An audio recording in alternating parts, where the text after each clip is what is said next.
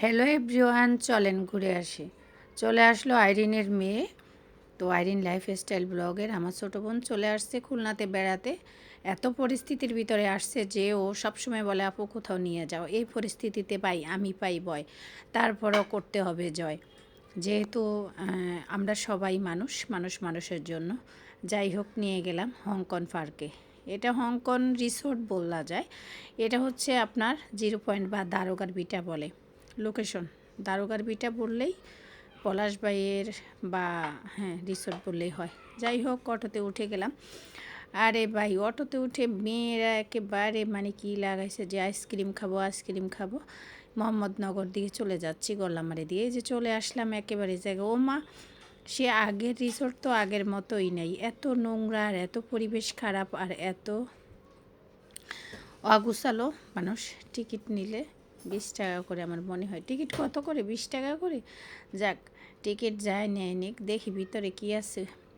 আমার মনে হয় এখানে যাতায়াত নাই। দেখি মুরগি দৌড়াদৌড়ি করে। এইদিকে আইরিন তার মেয়েকে নিয়ে ব্যস্ত আছে। কী রে ভাই, রিসোর্টে মুরগি দৌড়াদৌড়ি করে? এটা তো আমার লাইফে আমি কখনো দেখিনি। আর এইদিকে সুন্দর একটা ব্রিজ, একটা সিঁড়ি, আর হচ্ছে স্পিড বোর্ড, আর বোর্ডের মতো দিয়ে আরে পার্ক। কতদিন আর চলে গেলাম পড়ন্ত বিকালবেলা। ক্যামেরা তো ধীর করে, ক্যামেরা তো ভালো না। ক্যামেরা ভালো হইলে জিনিসগুলো সুন্দর হয়।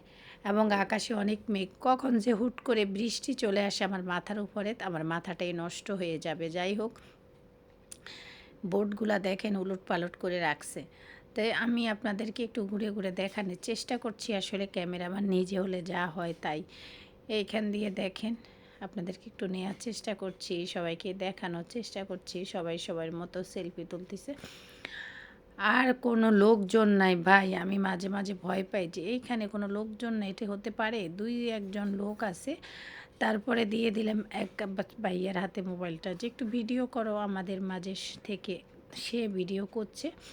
আর দেখেন একটা বার যে কতবার ভিডিও করে, আমি আমার মতো দাঁড়িয়ে আছি আর সে খালি ভিডিও এক জায়গা দিয়ে ঘুরে ফিরে করাচ্ছি।